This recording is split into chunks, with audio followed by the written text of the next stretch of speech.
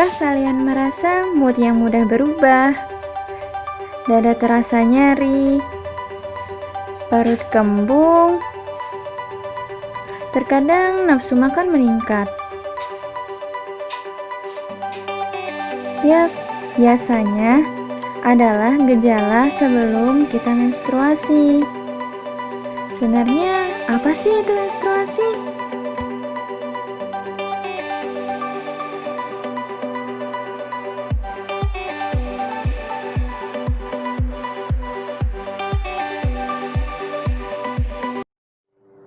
Hai, perkenalkan, nama saya Fitri Mustika. Banyak yang bingung, bagaimana sih siklus menstruasi itu bisa terjadi?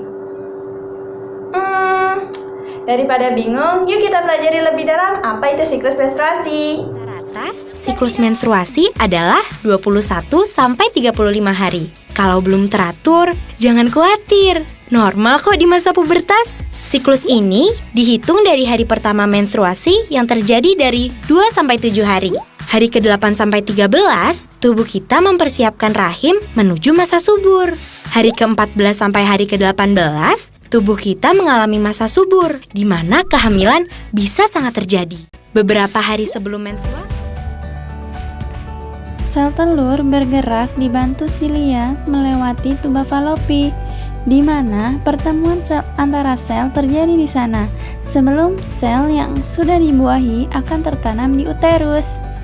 Di uterus sendiri memiliki beberapa bagian, yaitu perimetrium, bagian luar uterus, miometrium, bagian tengah uterus, dan endometrium, bagian dalam uterus, di mana tempat terjadinya implantasi.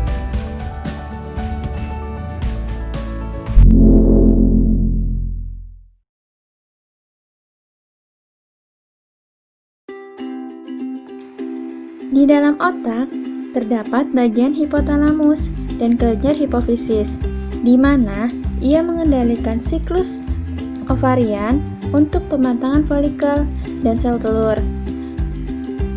Selanjutnya, ada siklus menstruasi untuk mempersiapkan uterus berfertilisasi jika dibuahi. Namun jika tidak, maka akan terjadi menstruasi.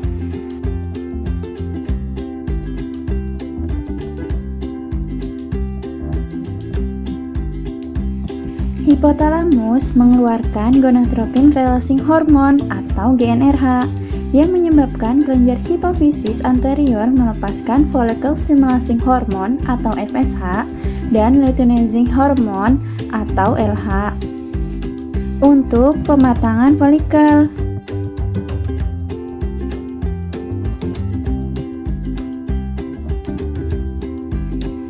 Terjadi pematangan folikel primer hingga pada masa ovulasi, folikel akan pecah dan mengeluarkan sel telur. Folikel pecah tersebut menjadi corpus luteum.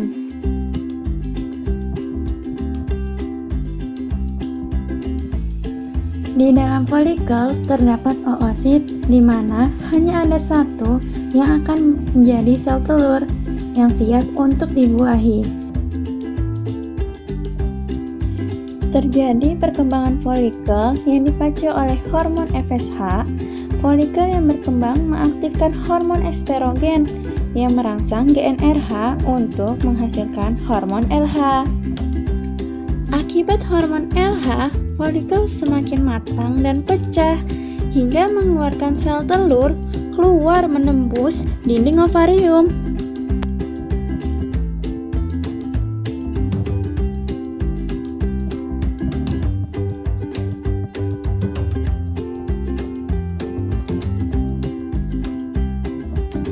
LH mengeluarkan lebih banyak progesteron. Hormon progesteron bertindak sebagai umpan balik negatif pada hipofisis yang menyebabkan penurunan pelepasan LH dan juga FSH pada saat yang bersamaan. Sel LH mulai mengeluarkan inhibin yang akan menghambat kelenjar hipofisis membuat si FSH.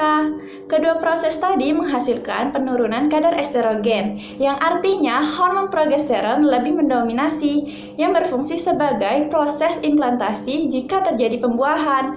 Namun jika tidak terjadi pembuahan, maka pembuluh darah akan luruh bersamaan dengan dengan dinding endometrium. Itulah yang kita sebut dengan proses menstruasi.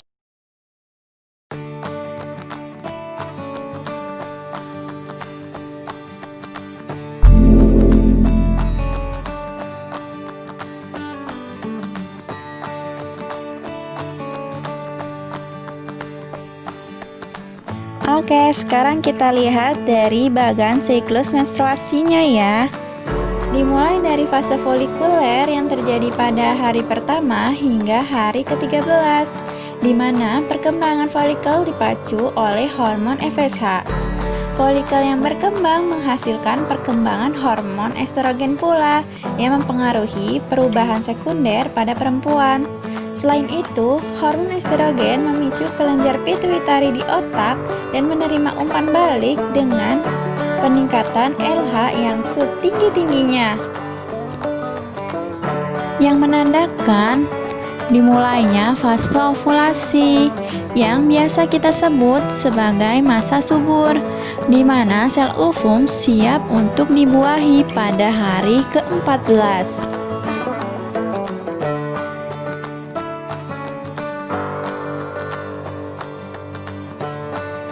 Selanjutnya ada fase luteal pada hari 15 sampai 28. Hormon yang berpengaruh adalah hormon progesteron yang berperan dalam penebalan dinding rahim untuk implantasi.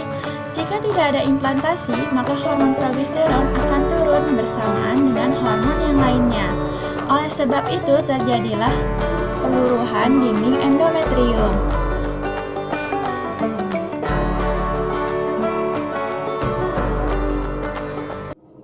Sekian penjelasan dari saya tentang siklus menstruasi. Kurang lebihnya mohon maaf. Wassalamualaikum warahmatullahi wabarakatuh.